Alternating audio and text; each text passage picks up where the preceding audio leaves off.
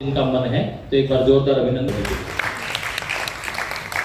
Thank you, नमस्ते, good afternoon all of you.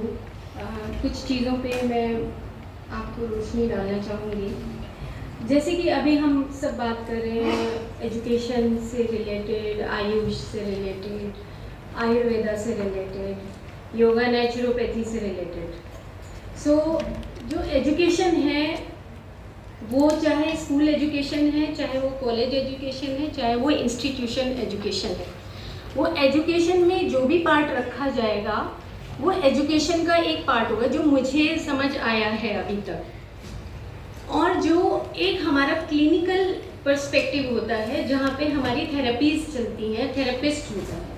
अब मैं एक एग्जांपल देती हूँ कि जैसे जब सबसे पहले हमने योगा स्पेशलिस्ट रखे, जैसे कि जो हमारे अभी आयुष में जो योगा स्पेशलिस्ट है, तो ये कहा गया कि क्या नाम रखा जाए। तो क्या नाम रखा जाए, तो हमने योगा स्पेशलिस्ट रख दिया। रीज़न बीइंग कि वो योगा स्पेशलिस्ट क्या करेगा, एक आयुर्वेदा का व्यक्ति है, एक योगा नेचुरोपैथी का व्यक्ति है जो BNYS करता है, एक यूनानी का है, सिद्धा का है, होम्योपैथी का है। तो योगा स्पेशलिस्ट रखने के साथ साथ अब एजुकेशन क्वालिफिकेशंस क्या रहेंगी, तो एजुकेशन क्वालिफिकेशन अगर देखा जाए तो अभी BNYS आया है। उससे पहले क्या होता था कि MSc की जाती थी योग में और PhD की जाती थी। तो हमने आज से 2007 में ये रखा था कि भाई जो MSc है और जो PhD है उसको योगा स्पेशलिस्ट के, और जो BNYS है उसको हम रख सकते हैं। अब हमारी जो ये क्वालिफिकेशंस है वो क्लियरिटी होना इसलिए इम्पॉर्टेंट है क्योंकि जब आप रजिस्ट्रेशन करवाएंगे, हरियाणा योग आयोग में जाएंगे या आयुष में जाएंगे, जैसे आयुर्वेदा का रजिस्ट्रेशन होता है, तो हमारे रजिस्ट्रेशन किस पर्सपेक्टिव में होंगे। जैसे मान लो किसी ने डिप्लोमा किया, तो डिप्लोमा में एक पर्टिकुलर, बिल्कुल सही बात कही कि क्लैरिटी होना चाहिए कि डिप्लोमा का नाम क्या दिया जाए। अगर डिप्लोमा का नाम ही कंफ्यूजिंग होगा, एक एजुकेशन से आ रहा है, एक स्पोर्ट्स से आ रहा है, एक आयुष से आ रहा है, तो कंफ्यूजिंग हो गया। और आयुष में भी दो चीज़ें हैं, एक Y stands for yoga and naturopathy, एक आयुर्वेदा का स्वस्थ व्रत एंड योगा। तो अब वो कंफ्यूजिंग है। कंफ्यूजिंग इसलिए क्योंकि हमें शायद उस पर्सपेक्टिव से सभी को पता नहीं है। तो एजुकेशन फील्ड अलग है,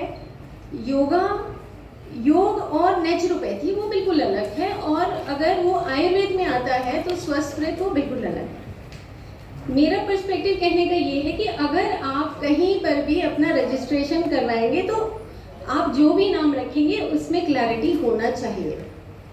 एक चीज़ हो गई। दूसरी चीज़, अगर हम कहीं से भी चलते हैं तो UN से, हमारी यूनाइटेड नेशन से ही सारा फ्लो चलता है। यूनाइटेड नेशन से फ्लो कैसे चलता है कि जब यहाँ पे हमने रखा community health wellness centre. Wellness कहाँ से आ गया, कहाँ से आया था वेलनेस आया था UN से, जो सस्टेनेबल डेवलपमेंट गोल की शायद हम सबकी एजुकेशन फील्ड में भी, आयुष में भी, सब में, हेल्थ में भी मीटिंग्स हुई थी। तो जब सस्टेनेबल डेवलपमेंट गोल आए 17, तो गोल नंबर 3 आया हेल्थ एंड वेलनेस। तो हेल्थ एंड वेलनेस आया, तो उसमें हेल्थ एंड वेलनेस में क्या है, हेल्थ एंड वेलनेस में ये है कि जो योग वाले हैं अगर वो एक पर्टिकुलर थेरापी करते हैं, फॉर एग्जांपल कि हमारा मैटरनल मॉर्टेलिटी रेट है, अगर मैटरनल मॉर्टेलिटी रेट है तो भाई ऐसा कौन सा योग करवाया जाए, कौन सी ऐसी विधि हो जिससे कि वो नॉर्मल डिलीवरी हो जाए, सीजेरियन ना हो। तो मेरा कहने का मतलब ये है कि एजुकेशन फील्ड जिसमें हम बच्चों को एजुकेशन दे, योग कोर्स हो, उसमें हम एजुकेशन बिल्कुल क्लियर हो, सबको क्लियर हो कि ये एजुकेशन का फील्ड है। उसमें थेरेपी का फील्ड अलग से आ सकता है जो स्पोर्ट्स मेडिसिन में आएगा या स्पोर्ट्स के डिपार्टमेंट में आएगा। तो एक डिपार्टमेंट हो गया एजुकेशन का, एक डिपार्टमेंट हो गया स्पोर्ट्स का, एक डिपार्टमेंट होगा आयुर्वेदा का, एक डिपार्टमेंट हो गया योगा एंड नेचुरोपैथी का, और एक डिपार्टमेंट और है जो है स्किल डेवलपमेंट। स्किल डेवलपमेंट में योग वाले अपना कोई भी स्पेशलाइजेशन कोर्स कर सकते हैं, जैसे कि हमारे आयुष यूनिवर्सिटी भी इसको लॉन्च कर सकती है। तो इस तरीके से जो सस्टेनेबल डेवलपमेंट गोल है उसके तहत ही हम एक क्लिनिकल प्रैक्टिस में जा सकते हैं, और वहाँ पर हम थेरेपिस्ट या योग सहायक मेरा रिक्वेस्ट ये है आप सबसे कि जैसे अभी ऑल्टरनेटिव वर्ड यूज किया, ऑल्टरनेटिव कोई वर्ड नहीं है, बिल्कुल ठीक था, दैट इज द ट्रेडिशनल ये विजडम। मुझे भी पीड़ा देता है। सो आप अगर आज से 20 साल के बाद अगर ये चाहेंगे कि हमारा ऑल्टरनेटिव वर्ड हट जाए, पूरी दुनिया जब ट्रेडिशनल विजडम कह रही होगी तो आपकी फाइल से ऑल्टरनेटिव हटेगा नहीं, क्योंकि आपने उसको चुना ही गलत। तो रीजन ये है कि आप काइंडली जो शब्द नहीं है, अगर सही चुनेंगे तो कल को हमारी डिस्क्रिपेंसीज नहीं आएंगी, जैसे डिस्पैरिटी की बात हुई। अब एक बात और है, जैसे हमने अभी जैसे मैं कुरुक्षेत्र से हैं, अब एक टीचर है जो 25 साल से है, कोई 30 साल से है, कोई 15 साल से है, कोई प्रमोशन एवेन्यूज नहीं है। साथ में हमें एक टीम वर्क होना चाहिए, क्योंकि योग एक सब्जेक्टिव एक्सपीरियंशियल बेस्ड साइंस है, वो सब्जेक्टिव है। हमारा पर्पस क्या है योग का? हमारा पर्पस है क्या? टू बी प्योर, या हम अपने आप में to be for personal growth? एक हमारी पर्सनल ग्रोथ क्या है वो रिफ्लेक्ट होती है। तो हमारा पर्सपेक्टिव डालना चाहिए हमें कुरिकुलम में कि आप योग के माध्यम से पर्सनल ग्रोथ, आपकी कम्युनिटी ग्रोथ होनी चाहिए। और आप अगर किसी क्लिनिकल फील्ड में जाना चाहते हैं तो लास्ट में एक चैप्टर होना चाहिए कि भाई ये बच्चे ने योग किया और आप आने वाले फील्ड में इंटरनेशनली कहीं पर भी जा सकते हैं। एक चैप्टर ऐसा शॉर्ट होता है कि जिसमें आपकी प्लेसमेंट्स होती हैं, तो प्लेसमेंट जरूर होनी चाहिए। तो जो प्रमोशनल है वहाँ पे एक टीम वर्क होना चाहिए कि हम लॉन्च कर सकें कि हाँ भाई 3 लोग हैं, एक थेरेपिस्ट है, एक स्पेशलिस्ट है, एक डॉक्टर है, इस तरीके से। क्योंकि जो हमारा एजुकेशन में जाएगा वो डिप्लोमा करेगा, फिर एमएससी करेगा, फिर पीएचडी करेगा, बट इन आयुष वो एमडी करेगा, एमडी के बाद वो पीएचडी करेगा। तो ये अलग अलग फील्ड है, इस तरीके से हमें शायद इंट्रोड्यूस करना चाहिए, मेरा अपना पर्सनल मानना है। अब आती है प्रैक्टिकल की बात। जो प्रैक्टिकल बात है, जब हम रिसर्च करते हैं, जैसे पीएचडी मैंने किया इन क्वांटम साइंस, मैंने फिनिश किया पीएचडी, तो जो क्वांटम फील्ड है वो योगिक फील्ड ही है। क्वांटम फील्ड वो होता है कि जहाँ पे आपको कोई मेडिकेशन नहीं चाहिए, आपको क्या चाहिए? एक योगिक प्रैक्टिस चाहिए, योगिक थेरेपेटिक्स चाहिए। थेरेपेटिक का मतलब क्या हुआ?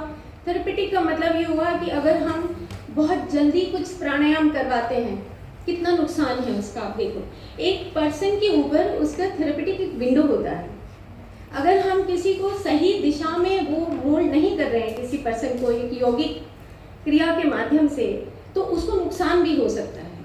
तो ये बहुत सारी चीज़ें हैं जो हमें शायद दोबारा से ये मीटिंग हो, हम बार बार ये मीटिंग होती रहे, first phase, second phase, third phase, क्योंकि उसी से सब चीज़ें बाहर निकल के आएंगी कि हम किस तरीके से एक अच्छा फ्लो चार्ट बना सकते हैं, अच्छा हम चार्ट बना सकते हैं, जिससे हम एजुकेशनल फील्ड और हमारा जो क्लिनिकल फील्ड है, थेरेपेटिक फील्ड है, वो बिल्कुल अलग अलग हो। क्योंकि अभी तक इतना कंफ्यूजिंग है कि अगर आप चंडीगढ़ के योग स्कूल से कर रहे हैं तो अब बाद में क्वेश्चन मार्क है कि कहाँ प्लेसमेंट होगा। ये प्लेसमेंट ही नहीं पता लगती कि कहाँ पे आप जॉब करेंगे। तो ये प्लेसमेंट के लिए आपको शुरू से ही, पहले पार्ट से ही क्लैरिटी चाहिए। और एक इंटीग्रेशन है, जैसे कि WHO का भी हमें, जैसे UN गवर्नमेंट कहता है, ऐसे WHO भी कहता है। क्लिनिकल पर्सपेक्टिव से ये कहता है कि PGI रोहतक में एक बार मीटिंग हुई, बुलाया गया, तो वहाँ पे पूछा कि क्या आपके आयुष से ऐसी चीज़ें हैं जो कीमो के बाद प्रिवेंटिव केयर हो सके। तो क्या कौन सी ऐसी योगिक प्रैक्टिसेस हैं जिससे आप कीमो के बाद आप कौन सी योगा करवाएंगे। तो हमारे पास कोई प्रोटोकॉल नहीं था उस वक्त। तो एक कीमो के बाद हर किसी को ज़रूरत है कि, जैसे अभी एक स्टूडेंट कह रहा था कि बहुत वेल वर्स्ड एक टीचर होना चाहिए जो बता सके कि हम कीमो के बाद कौन सा योग करवाएं। तो छोटे छोटे जो कोर्सेज हैं वो हमारे इंट्रोड्यूस होने चाहिए, ना कि बिग कोर्सेज, और under the guidance of one doctor, whether it is Ayurvedic doctor, whether it is BNYS doctor, whether it is MBBS doctor, कोई भी डॉक्टर हो, उसके अंडर जब काम कर ले, 5 ईयर एक्सपीरियंस, 10 ईयर एक्सपीरियंस, उसके बाद वो फ्रीली वो काम कर सकता है। क्योंकि हर किसी को, अगर मैं भी बीमार हूँ तो मेरे को क्वेश्चन मार्क रहेगा कि क्या ये योगा टीचर ठीक है, मैं इससे कर रहा हूँ या नहीं कर रहा हूँ। सो हमें किसी के साथ कनेक्ट करना पड़ेगा, जैसे पीजीआई है तो उसमें हम कनेक्ट कर सकते हैं। तो इस प्रकार से एक सब्जेक्ट और रह गया, बस फिर ख़त्म करेंगे कि हमारे माननीय सत्यदेवा जी हमारे मध्य में हैं। रिस्पेक्टेड गेस्ट, सर हम कंटिन्यू कर रहे हैं जो हमारा जो सब्जेक्ट है सर योग कोर्स को लेकर, उसी का डिस्कशन चल रहा है। तो जो WHO है वो ये कहता है कि एक इंटीग्रेशन मेडिसिन, इंटीग्रेटेड मेडिसिन एक आया है, जिसमें अगर कोई एलोपैथी अगर एक मेडिसिन ले रहा है कोई भी बीमार व्यक्ति, तो क्या उसके साथ हम क्या प्रिवेंटिव केयर कोई ऐसी थेरेपी दे सकते हैं, क्या हम पैलिएटिव केयर कर सकते हैं, क्या हम सपोर्टिव थेरेपी दे सकते हैं। जैसे कि HIV पेशेंट में पता है कि उसकी लाइफ जो स्पैन है अगर हमें बढ़ाना है तो कौन सी ऐसी योगिक क्रियाएं हैं जिसकी वजह से वो उसकी लाइफ स्पैन बढ़ जाए। ऐसी बहुत सारी लाइफस्टाइल डिसऑर्डर्स हैं जिसके तहत हमारा योग, हरियाणा योग आयोग इस तरह की हमारी कुछ शॉर्ट टर्म जो हमारे कोर्सेज हैं उसको इंट्रोड्यूस कर सकता है। तो वो जो कोर्सेज हैं वो हमारी यूनिवर्सिटी में हो सकते हैं, हमारे जो मेडिकल आयुर्वेदिक आयुष जो कॉलेजेस हैं उसमें भी हो सकते हैं, और हम इस तरीके से एजुकेशन के फील्ड में और मेडिकल के फील्ड में, दोनों फील्ड में हम आगे बढ़ सकते हैं। तो आई थिंक मेरा जो मेन कहना था वो यही था कि हमें जो शब्दों की क्लैरिटी ज़रूरी है, क्योंकि जब रजिस्ट्रेशन के लिए हम आएंगे तो क्वेश्चन मार्क होगा कि अरे ये वाला तो वर्ड इसमें आता ही नहीं। जब हम रजिस्ट्रेशन में एक्ट लिखते हैं तो उस एक्ट में वो डिफाइंड ही नहीं होगा, तो आपकी डिग्री भी इन्वॉल्व नहीं होगी, ना आपका डिप्लोमा इन्वॉल्व होगा। तो बी अवेयर कि हम कौन से शब्द चुनते हैं। और 2-3 चीज़ें हैं, जैसे जब बात हो रही थी कि हम 8वीं से 10वीं क्लास, एक चीज़ और इसमें है कि जैसे जो ब्रेन है, ब्रेन हम सब अभी ब्रेन यूज़ कर रहे हैं, ब्रेन के बगैर हमारा काम नहीं चल सकता।